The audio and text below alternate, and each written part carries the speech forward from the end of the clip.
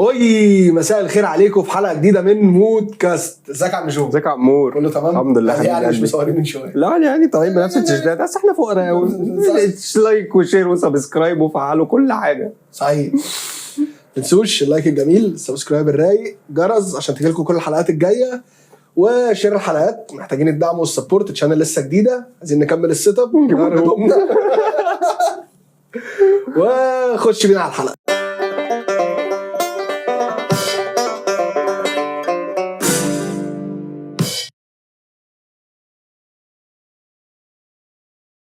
قال لك ايه بقى يا عم عمور؟ قال لك ايه؟ حمارتك العرجه. أيوة. تغنيك عن سؤال اللئيم. تغنيك عن سؤال اللئيم. لئيم تمام. يعني تركب حمارتك العرجه اه تغنيك بقى عن سؤال اللئيم. يعني انت واحد لئيم عمر، ممكن توديني التجمع؟ انا لئيم يا صاحبي مثلا وديني التجمع، ماشي. فانت بتقول لي لا انا مش رايح التجمع، ماشي. وانت رايح التجمع، فحمارتي العرجه هركبها واروح بيها التجمع. بس حمارتك العرجه مش هتوصلك التجمع. بالظبط. انت ليه موت صوتك او كده؟ بالظبط. ما انا زعلان عشان معايا حمار عرجه. يعني انا يعني زعلان. ليه يا اسطى انت معاك سكوتر قد الدنيا؟ ما هو حمار عرجه. تصدق يا لو انا جاي كان في كلاب وفي مطب والشارع واقف والكلب لقيته بيعمل لي كده. انا ايه زودت شويه، ماشي بالراحه بالراحه بالراحه، تمام. رحت ماشي شويه كمان لقيت الكلاب بتجري ورايا. اخواتي بقى 150 سي سي. كان 100 سي سي 50 سي سي متخضى. السكوتر كش عارف. وده ياخدنا لفين؟ للمواصلات. للمواصلات. هنتكلم النهارده على المواصلات اخواتي. يلا بينا. بقول يا جو، ركبت مواصلات يا لهوي كتيره. ما ركبتش غير مواصلات. في انواع مواصلات معينه ما ركبتهاش في حياتك؟ تلفريك. يعني ما مثلا بيتهيأليش ان هو وسيله مواصلات قد ما هو وسيله ترفيه يعني. لا وسيله مواصلات على فكره، ده بجد. مش عارف. لا هو وسيله مواصلات. انا بالنسبه لي لو هركب تلفريك هركبه عشان انا انجوي ان انا اتفرج على البلد من فوق. بالظبط. بس هي الحاجه الوحيده اللي ما ركبتهاش مثلا كمواصلات. لا هو التلفريك. ركبت طياره؟ ركبت طياره. بالله؟ والله العظيم. ده فين؟ سافرت شرم الشيخ. والله العظيم كانت ميكروباص. بتحكها في الطيران. والله طب والله العظيم ثلاثه كانت طياره. ما ماشي. كانت طياره غريبه. ما الطيران داخلي ف بالظبط يعني. حلو. ركبت اتوبيسات؟ طبعا. ايه اغرب موقف قابلك في اتوبيس؟ يعني مش عارف يا اسطى. طب هقول مكسوف ولا ايه؟ اصل هو يعني قول. ايه؟ مش هينفع والله، هيتيت كله. طب احكي لك انا موقف. يا عم كانوا في 2 ستات قاعدين. ممكن ميكروباص. ماشي. لا ده بجد يعني لو يعني كده مش مهم. ارجوك علي صوتك. طب بص، هو انا كنت راكب مره ميكروباص. وفي 2 ستات كبار ولابسين عبايات سمراء والعبايات متوسخه وهم شكلهم شقيانين يعني. تمام. وهم شعبيين قوي يعني. تمام. فالمهم لقيت الست بتقول لها انا هدفع الاجره. تقول لها ليه؟ تقول لها انا هدفع الاجره. راحت قايله لها بقول لك ايه، انا الطلاق من انا اللي دافع الاجره. انا بقيت قاعد يا حاج خلاص الست الكل انا هدفعنا خلاص حاجه عليا. لا صعب قوي يعني. لا انا في اتوبيس في مره وحضرت حالات تحرش في اتوبيسات. طيب يا لهوي يا لهوي. قبل ما نروح في كانت عند البيت تحت البيت. ايه اللي حصل؟ يا لا انا كنت واقف عادي، ماما كانت معايا. ماما كانت قاعده قدام وهو كان ميني باص مش ميكروباص. حلو. فانت دايما سواق الميني باص شايف ان ورا فاضي. الميني باص اللي هو الاخضر. الميني باص اللي هو الصغنن. تمام. هو دايما بيحشي ورا، فاضي ورا فاضي ورا. فماما كانت قاعده قدام وانا كنت واقف ورا. فانا واقف ورا واقف لابس سماعات في ودني ومش فاهم اي حاجه. لقيت مره واحده خناقه قامت. حلو. ايه اللي حصل؟ لقيت واحد بيتضرب بالاقلام. انا سامع صوت الاقلام وانا لابس السماعات. انا بصيت وعمال اضحك والناس كلها عماله تزق. راجل عطلان ومتضايق جدا. فبقول له يا باشا بالله عليك بس بالراحه يا عم، الراجل شكله غلبان. قال لي بقول لك كده اتحرش بمراتي انت معاه؟ قلت له والله العظيم ما معاه، والله ما معاه. ديك امه. قلت له اقسم بالله ما معاه. قلت له براحتك. قلت له بقول لك ايه يا اسطى انا نازل وامي كانت لسه راكبه. سبت امك نزل نهارك اسود. ما قال لي انت معاه يخرب يعني ست الكل انت عميد. معلش بقى ما كان فيها صحه. عبيط ولا ايه؟ لا انا مره كنت في اتوبيس، كنت راكب من التحرير ومروح مدينه نصر.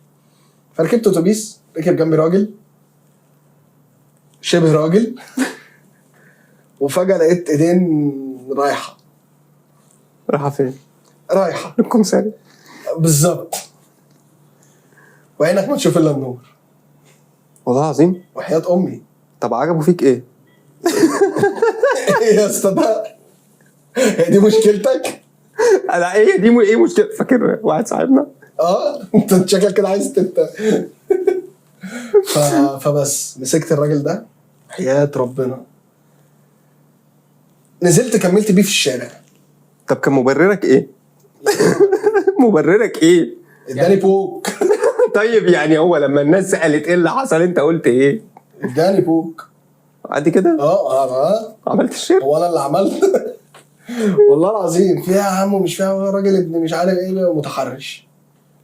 والله العظيم يا عمر كنت مت على نفسي بس انا ما قلتش انه اتحرش بيا انا، يعني ما قلتش ان ده حصل معايا، قلت انه متحرش في العموم.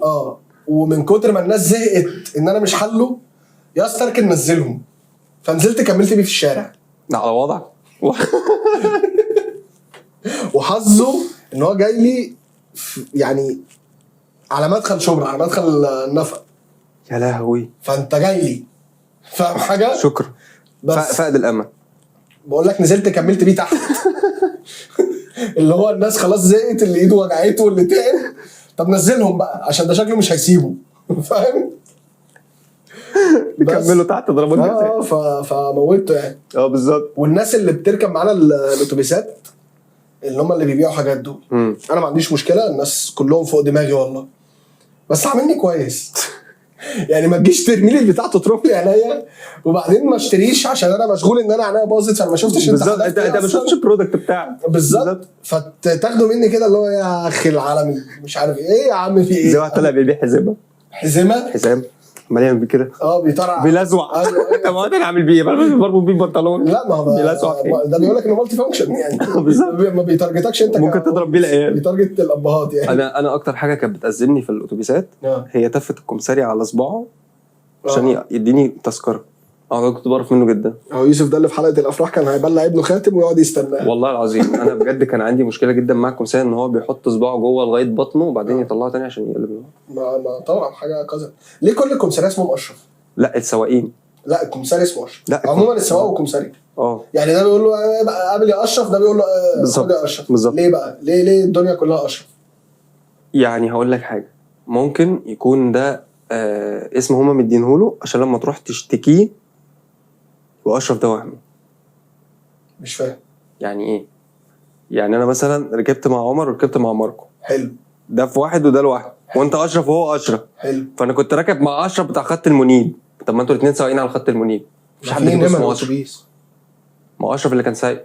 في نمره اتوبيس في اشرف. ما هو انا هجازي الاتوبيس، مش هحط له بنزين يعني. مش هجازي الاتوبيس، انا عايز الراجل اللي كان سايق اتوبيس اللي نمره 1 2 3 4.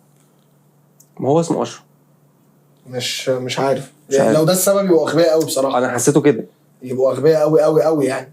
يبقى انت يعني عته يعني. ما مثلا ايه تاني هقول لك؟ ركبت مترو. انا المترو ليه معايا حكاوي. لما تيجي تفتح البتاع بتاعت السواق. شفت الفيديو اللي كان منتشر من فتره؟ انت قفلت على دماغك ليه؟ بالظبط فاهم. لا انا مره في 2012 او 2013 تقريبا، دي غالبا كانت اخر مره في حياتي قلت ان انا هركب مترو. ركبت المترو، الكهرباء قطعت علينا، فقال لك هتنزل تمشي لان الكهرباء قطعت في النفق. يا لهوي. مش في المحطه. فقال لك اللي عايز ينزل يمشي. فاحنا راكبين طبعا المترو وانت واقف كده، الناس كلها واقفه كده مع روايح الدنيا بطاط. فخلاص انا مش قادر، فقلت انا هنزل خلاص. فنزلت، كنت انا وواحد صاحبي مشينا. مش هكذب، المشيه دي كانت من امتع المشيات اللي مشيتها في حياتي، كانت لذيذه، مغامره حلوه قوي. ولكن 2 مسكوا في بعض هناك في النفق. ليه؟ هموت واعرف. بس واحد مسك واحد عجنه بيموته ضرب. وعم يهديك يرضيك في مترات خلاص الكهرباء اشتغلت في المترو بيعدي، فانت مش عارف تحوش ما بينهم ولا ترميهم عليه. فاهم حاجه؟ يا لهوي. وحياة ربنا لسه اقول له خلاص يا اخوانا اوعى يا عم يعني دي ايه يا عم مش وقته. طب اطلعوا طبعا على المحطه. بالظبط. يا عم اطلع على المحطه كله. بالظبط. نتقابل في عابدين نهاجم بعض. لا خلاص. لا في الضلمه. فده من المواقف برضه اللي في المترو حصلت لي يعني، كانت مقرفه جدا. وكنا زمان ايام الراب، فكنا بنركب المترو انا واصحابي، فقشطه بقى نقعد نعمل سيركلات جوه المترو، واحد يبيت بوكس وواحد يراب والدنيا جميله وبتاع. فالدنيا تمام ومبسوطين. راجل عجوز ركب، يعني مع احترامنا لكل الناس الكبيره طبعا، بس الراجل ماسك العكاز بتاعه دخل وبتاع، فاحنا قشطه تمام بنتشيل يعني. فجأة اوت اوف هو باصص لنا طول ما احنا بنعمل، هو باصص لنا كده تمام. وفجأة لقينا العصايه دي بتعمل كده، العكاز ده بيتعمل كده ونازل على ظهر واحد صاحبنا. ايه يا جدو مالك في ايه؟ برواضه والله العظيم. ايه يا جدو جبت الصحه دي منين طيب؟ الله اعلم. انا مره كنت راكب اتوبيس، كنت راجع من الجامعه، انا جامعتي كانت في حته بعيده شويه، فكانت 2.5 ساعات، كانت في الجيزه يعني. فانت اكنك سافرت اسكندريه وكده بالظبط. المهم كنت راكب، انا دايما كانت يعني ماما كانت تقول لي ما تنامش في المواصلات عشان خاطر لو نمت في المواصلات الناس تسرقك. الحاجه الوحيده كنت بعملها في المواصلات ان انا كنت بنام. المهم والله العظيم بجد اول لما يوسف في السبوع ما تسمعش كلام امك، اسمع كلام ابوك، فاهم؟ ما تسمعش كلام امك ولا ابوك، ما تسمعش كلام حد، صح. المهم كنت نايم، لقيت واحده ست قاعده جنبي كانت شايله طفل صغير يعني، فهم كانوا شكلهم يعني على قد حالهم يعني حبتين يعني. المهم انا نمت، فصحيت في مشكله جنبي، فانا صحيت كده بطرف عيني ببص، قلت له شخيت. يا اسطى يا اسطى نفسي نطلع بحلقه من غير قرف. خلاص نعيد، نفسي نعيد. لا ما لقيتش يا عم، كمل. نعيد يا عم، كمل. نعيد. المهم بس انا قعدت احسس بقى، والناس بتتفرج عليا، ده واحد صاحي من النوم قاعد بيحسس اكيد عملها. ومره تانية كنت راجع بقى ايه من العتبه، كنت راجع ميت برضه، كنت في الجامعه وكنت مهلوك، تمام. راحت عليا نوم برضه تاني. انا كنت قاعد في الكرسي لوحدي، تمام، اول ما طلعت المهم راحت عليا النوم، صحيت لقيت بنت حلوه قوي، تمام قوي قوي قوي، والله العظيم قعدت اللي هو انا لسه في الحلم، دي مش بني ادمه. تمام والله زي ما بقول لك كده. عملت ايه؟ كملت نوم؟ كملت نوم. غطيها. انا مش فاهم انت يا ابني ايه يا ابني. برضه يعني انا برضه اللحظات دي بتضايقني قوي. اصل هقول لها ايه؟ يعني من ضمن اللحظات برضه اللي شبه كده في الافراح، انت شفت واحده حلوه قوي وشداك جدا وواقف، طب ما انا اقعد مش تقعد يعني، انت مش عايز تاخد خطوه مثلا فتطلع من قرايب العريس اللي هو صاحبك، فتبقى مشكله ما بينكم مثلا، او من قرايب العروسه، او من قرايب، او تساله مثلا مين دي تطلع يعني، يا رب تكون شغاله محاسبه، بتبقى مش عارف تعمل ايه، فاهم حاجه؟ وبيبدا الفرح يخلص وانا فاهم حاجه؟ انا البنت دي عمرها ما انسى شكلها. والله العظيم والله فظيعه. خلاص يا اسطى خلاص انت متحرش ولا؟ لا والله لسه لقيت راجل بعلبيه عكاز كده وبتاع جنبي. ازيك حاجه؟ سؤال الفل. حد نام على كتفك في مواصلات قبل كده؟ يا لهوي حد ريل على كتفك في مواصلات قبل كده؟ تاكي فاين نفو. ما بقول لك انا تشخ عليا. هتقول لي حد ريل؟ يا ريت كان حد ريل. صحيح. اتسرقت في مواصلات قبل كده؟ يعني الحمد لله لا خالص؟ لا. انا اتسرقت مره. بجد؟ والله انت راجل سرق منك حاجه ما تتعوضش. لا هو اكلته. طب خلاص ماشي. لا اتسرقت في محفظه. يعني انا ما اعرفش اتاخدت ازاي، بس نازل من الاتوبيس ما لقيتني ما فيش. انت كنت محمل ساعتها ولا كنت رفيع؟ يعني لا كنت يعني ايه مش فاهم. كنت محمل يعني المحفظه كانت مزنوقه جوه؟ لا كنت رفيع عادي. سلت. التخين بالنسبه له محمل رامي وزن، فاهم؟ طبعا ما تقولش عشان ما يقولوش تنمر. صحيح. لا محمل دي مش تمام امان عادي يعني محمل فيها فلوس ولا حاجه. صحيح. انا ده اللي جه في دماغي انك انت بتقول لي محمل، فانا فاكر مثلا حاطط فيها فلوس كتير. اقصد محمل دهنه يعني. تمام كنت شايف. طيب يعني كنت بشوف. طبعا. فبيتهيألي ان واحده ست اللي سرقتني في الموضوع ده، انه كنت يعني واقف عادي وبتاع، وواحده ست جت والنبي يا ابني وسع لي كده مش عارف ايه، وده الموقف الوحيد اللي حصل لي في الاتوبيس يعني. فنزلت ما لقيتش محفظه، فهي بتعدي غالبا. انا في موقف بقى شفته، كنت برضه رايح الجامعه. حلو. كان في واحد غلبان قوي قوي بجلابيه قاعد، هو كان شاب وكان معاه موبايل اللي هو ابو كشاف ده. تمام. فهو كان حاطه في جيب الجلابيه ونام، وانا قاعد عادي يعني. فلقيت مره واحده واحد طلع وقف جنبه وراح حط ايده في جيبه وشايله. فببص ببص للكمساري. الكمساري قال لي اسكت، ما تفتحش بقك. ليه؟ ما انا اسكت. انا اتربيت. وبعدين الراجل نزل. انا شفت وش الراجل بس لقيته نزل. والتاني لقيته جاي لي قال لي الراجل ده انت لو كنت اتكلمت كان بهدلك. ليه بقى؟ كان خدك من الاتوبيس كده خطفك. هو غالبا عارفه. مش عارف يعمل له حاجه. طب عمرك زوغت من الاجره؟ لا يا عم. عمرك طلبت من حد تركب من غير فلوس؟ لا برضه خالص. لا. انا مره في حياتي حصلت حاجه شبه كده. انا قلت اشغل دماغي. انا نزلت رحت المدرسه فجاه، انا معيش فلوس، ما اعرفش راحت فين، بس انا كان معايا فلوس اروح. وانا مروح ما لقيتش فلوس في جيبي، وقعت بقى ايا كان يعني. فالمهم طلعت ركبت اتوبيس رايح كذا، ما بسالوش يعني، بطلع اركب فيمشي شويه، وانا المدرسه من بيتي 3 محطات مش بعيده يعني. فيمشي شويه، انت رايح مطريه؟ لا يا ابني انت اللي راكبك ده نزل يركب اتوبيس مش عارف كام. يا لهوي. فاقوم نازل، يكون عدت مثلا محطه، فاهم حاجه؟ اطلع اركب محطه تانية رايح شبرا، لا يا ابني انت اللي راكبك ده اركب مش عارف كام. هي مره بصراحه، مره ما كنت محرج فشخ ان انا اطلب من حد يعني انه، بس هم سواقين عادي يعني مش بيتضايقوا يعني هم ما اتضايقوش بس انا كنت محرج. انا طب هقول لك حاجه، استنى في موقف كان جه في دماغي بس انا نسيته. انت خلاص قفلت على محرج. انا قفلت على محرج. ماشي. بقيت راكور محرج. استنى لازم خلاص مش مشكله كمل. وانا مره كنت رايح الشغل. علي صوتك. مره كنت رايح الشغل يعني من قريب يعني. تمام. وبعدين انا دايما بحب اخد الاثنين اللي قدام، ما بحبش حد يلزق فيا الصبح. انت من الناس اللي كانت السواق بياخدك بيسيبك تاخد 2 قدام؟ تمام. وانا كنت بخش له في الاول كده وهو بيحمل والدنيا زحمه. يا عم الله يسامحك. انت عيل مش كويس. عشان والله بقولها بحسن نيه. يا عم كنت بقى جنب الشباك يا عم وحط شنطه تيجي. قال لك اللي ياخد المقصد بسوء نيه تركبه جنيه، خلي بالك. ده انت بقول لك ايه. المهم انا كنت بروح للسواق قبل ما يحمل. حلو. اقول له يا باشا ناخد الاثنين اللي قدام. ماشي. قال لي خلصانه. بالظبط. المهم فتحت وانا متاخر على الشغل. فتحت وركبت وقعدت قدام. المهم السواق قفش في سواق. محدش فينا هيتحرك. تمام. لا انت هتطلع وانا هطلع. وانا البصمه عندي في الشغل قاعده مستنيه. وده يحلف بالطلاق ان هو ما طالع. فانا رحت فتح الباب ولافف جسمي وهنزل. لسه بيقول لي انت رايح فين؟ قلت له ما انت حلفت بالطلاق ان انت مش نازل. قال لي يا عم اقعد جوه. بالظبط. رحت داخل حط رجلي وقعدت. وقفلت الباب.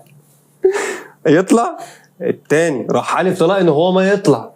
رحت فاتح الباب وبعمل كده لقيت واحد تالت بيقول لي انت رايح فين؟ قلت له نازل هركب حاجه تانية.